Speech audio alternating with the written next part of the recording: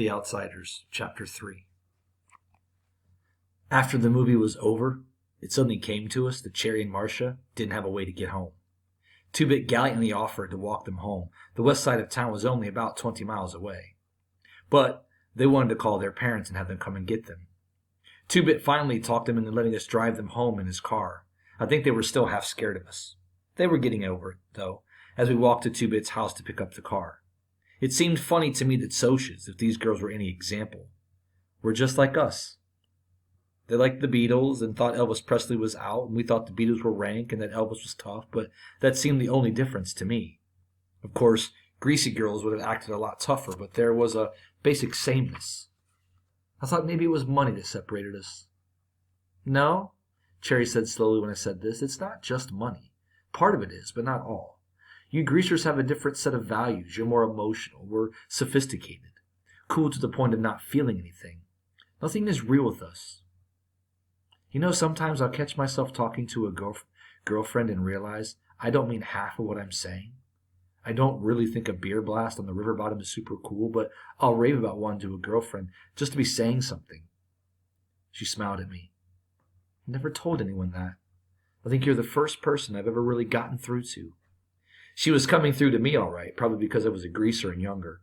She didn't have to keep her guard up with me. Rat race is a perfect name for it, she said. We're always going and going and going and never asking where. Did you ever hear of having more than you wanted, so that you couldn't want anything else and then started looking for something else to want? It seems like we're always searching for something to satisfy us and never finding it. Maybe, if we could lose our cool, we could. That was the truth. Socias were always behind a wall of aloofness, careful not to let their real selves show through. I had seen a social club rumble once. The Socias even fought coldly and practically and impersonally. That's why we're separated, I said. It's not money, it's feeling. You don't feel anything and we feel too violently. And, she was trying to hide a smile, that's probably why we take turns getting our names in the paper. Two-Bit and Marcia weren't even listening to us. They were engaged in some wild conversation that made no sense to anyone but themselves. I have quite a rep for being quiet, almost as quiet as Johnny. Two-Bit always said he wondered why Johnny and I were such good buddies. You must make such interesting conversation, he said, cocking one eyebrow. You keeping your mouth shut and Johnny not saying anything. But Johnny and I understood each other without saying anything. Nobody but Soda could really get me talking. Till I met Cherry Valance. I don't know why I could talk to her. Maybe for the same reason she could talk to me. The first thing I knew, I was telling her about Mickey Mouse, Soda's horse. I had never told anybody about Soda's horse. It was personal. Soda had this buckskin horse, only it wasn't his. It belonged to a guy who kept it at the stables where Soda used to work. Mickey Mouse was Soda's horse, though. The first day Soda saw him, he said, "There's my horse," and I never doubted it. I was about 10 then. Soda Pop is crazy. Is horse crazy, I mean it. He's always hanging around stables and rodeos, hopping on a horse every time he gets a chance. When I was 10, I thought that Mickey Mouse and Soda looked alike and were alike. Mickey Mouse was a dark gold buckskin, sassy and ornery, not much more than a colt. He'd come when Soda called him. He wouldn't come for anyone else. That horse loved Soda. He'd stand there and chew on Soda's sleeve or collar. Gosh, but Soda Pop was crazy about that horse. He went down to see him every day. Mickey Mouse was a mean horse. He kicked other horses and was always getting in trouble. "I've got me an ornery pony," Soda'd tell him, rubbing his neck. "How come you're so mean, Mickey Mouse?" Mickey Mouse would just chew on his sleeve and sometimes nip him, but not hard. He may have belonged to another guy, but he was Soda's horse. "Does Soda still have him?" Cherry asked. "He got sold," I said. "They came and got him one day and took him off. He was a real valuable horse. Pure quarter." She didn't say anything else, and I was glad. I couldn't tell her that Soda had bawled all night long after they came and got Mickey Mouse. I had cried too, if you want the truth, because Soda never really wanted anything except a horse, and he'd lost his. Soda had been 12 then, going on 13. He never let on to Mom and Dad how he felt, though, because we never had enough money, and usually we had a hard time making ends meet. When you're 13 in our neighborhood, you know the score. I kept saving my money for a year, thinking that someday I could buy Mickey Mouse back for Soda. You're not so smart at 10. "You read a lot, don't you, Pony Boy?" Cherry asked. I was startled. "Yeah, why?" She kind of shrugged. I could just tell. I'll bet you watch sunsets, too. She was quiet for a minute after I nodded. I used to watch them, too, before I got so busy. I pictured that, or tried to. Maybe Cherry stood still and watched the sunset while she was supposed to be taking the garbage out. Stood there and watched and forgot everything else until her big brother screamed at her to hurry up. I shook my head. It seemed funny to me that the sunset she saw from her patio and the one I saw from the back steps was the same one. Maybe the two different worlds we lived in weren't so different. We saw the same sunset.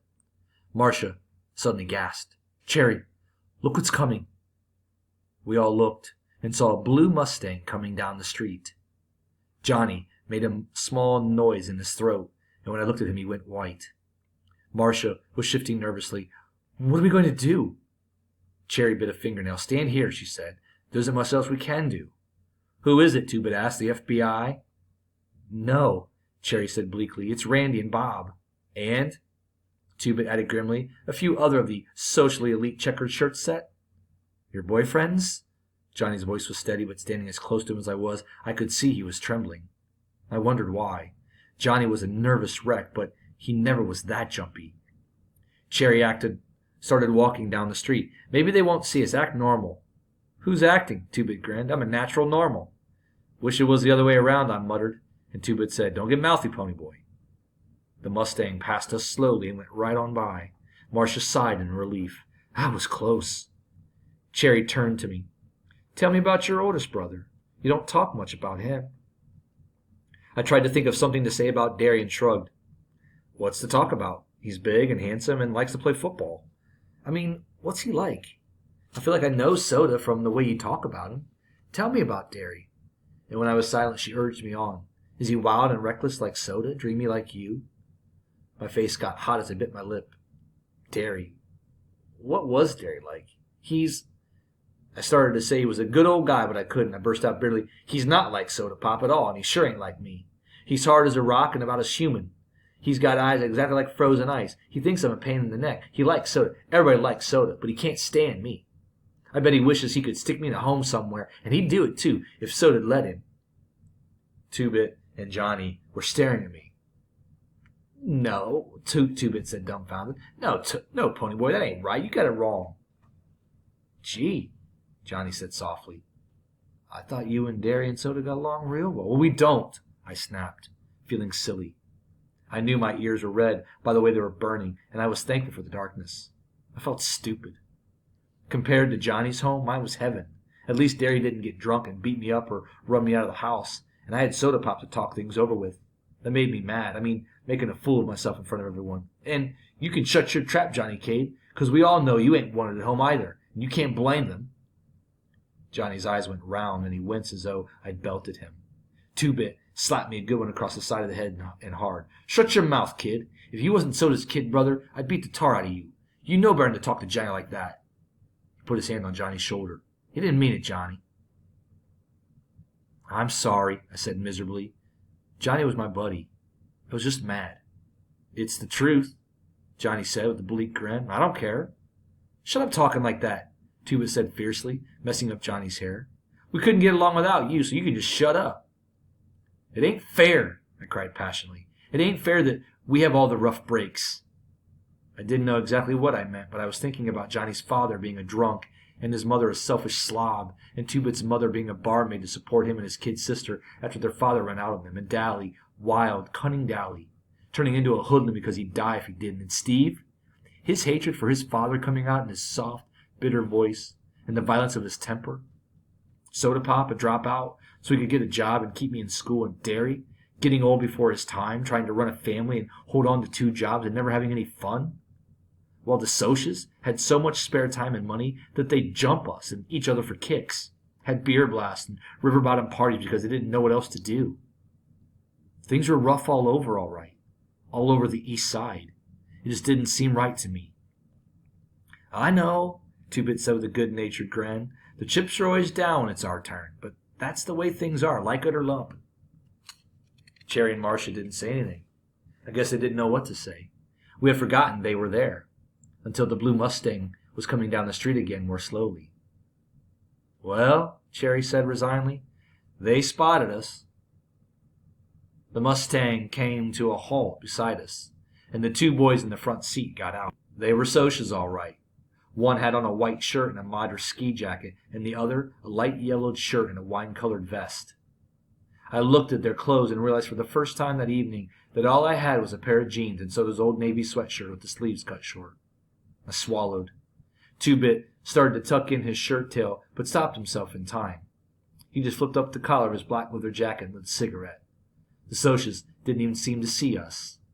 "Cherry, Marcia, listen to us," the handsome black-haired Soc with the dark sweater began. Johnny was breathing heavily, and I noticed he was staring at the Soci's hand. He was wearing 3 heavy rings. I looked quickly at Johnny, an idea dawning on me. I remembered that it was a blue Mustang that had pulled up beside the vacant lot, and that Johnny's face had been cut up by someone wearing rings. The Soci's voice broke into my thoughts. "Just because we got a little drunk last time." Cherry looked mad. "A little? You call reeling and passing out in the streets a little, Bob? I told you. I'm never going out with you while you're drinking, and I mean it. Too many things could happen while you're drunk. It's me or the booze." The other Soc, a tall guy with a semi-Beatle haircut, turned to Marcia. "Baby, you know we don't get drunk very often." When she only gave him a cold stare, he got angry. "And even if you are mad at us, there's no reason to go walking the streets with these bums." Two-Bit took a long drag on his cigarette. Johnny slouched and hooked his thumbs in his pockets, and I stiffened. We can look meaner than anything we want to. Looking tough comes in handy. Two-Bit put his elbow on Johnny's shoulder. "Who you callin' bums? Listen, greasers, we got 4 more of us in the back seat." "Then pity the back seat," Two-Bit said to the sky. "If you're looking for a fight," Two-Bit cocked an eyebrow, but it only made him look more cool. "You mean if I'm looking for a good jumping, you outnumber us, so you'll give it to us? Well." He snatched up an empty bottle, busted off the end, and gave it to me, then reached in his back pocket and flipped out a switchblade. "Try it, pal." "No," Cherry cried. "Stop it." She looked at Bob. "We'll ride home with you. Just wait a minute." "Why?" Two-Bit demanded. "We ain't scared of them." Cherry shuddered. "I can't stand fights. Can't stand them." I pulled her to one side. "I couldn't use this," I said, dropping the pop bottle. "I could never cut anyone." I had to tell her that because I'd seen her eyes when Two-Bit flicked out his switch. "I know," she said quietly, "but we'd better go with them. Ponyboy, I mean, if I see you in the hall at school or someplace and don't say hi, well, it's not personal or anything, but—" "I know," I said. "We couldn't let our parents see us with y'all. You're a nice boy and everything." "It's okay," I said, wishing I was dead and buried somewhere, or at least that I had a decent shirt on. "We aren't in the same class. Just don't forget that some of us watch the sunsets too." She looked at me quickly. "I could fall in love with Dallas Winston," she said. "I hope I never see him again, or I will." She left me standing there with my mouth dropped open, and the blue Mustang vroomed off. We walked on home, mostly in silence. I wanted to ask Johnny if those were the same Socs that had beaten him up, but I didn't mention it. Johnny never talked about it. We never said anything. "Well, those are 2 good-looking girls if I ever saw any." Two-Bit yawned as we sat down on the curb at the vacant lot. He took a piece of paper out of his pocket and tore it up. "What was that?" "Marcia's number. Probably a phony one, too. I must have been out of my mind to ask her for it. I think I'm a little sauced." So he had been drinking. Two-Bit was smart. He knew the score. "Y'all going home?" he asked. "Not right now," I said. I wanted to have another smoke and to watch the stars. I had to be in by 12, but I thought I had plenty of time. "I don't know why I handed you that busted bottle," Two-Bit said, getting to his feet. "You'd never use it." "Maybe I would have," I said. "Where are you headed?" "Gonna go play a little snooker and hunt up a poker game. Maybe get rip-roaring drunk. I don't know. I'll see y'all tomorrow." Johnny and I stretched out on our backs and looked at the stars. I was freezing. It was a cold night, and all I had was that sweatshirt. But I could watch stars in sub-zero weather. I saw Johnny's cigarette glowing in the dark and wondered vaguely what it was like inside a burning ember.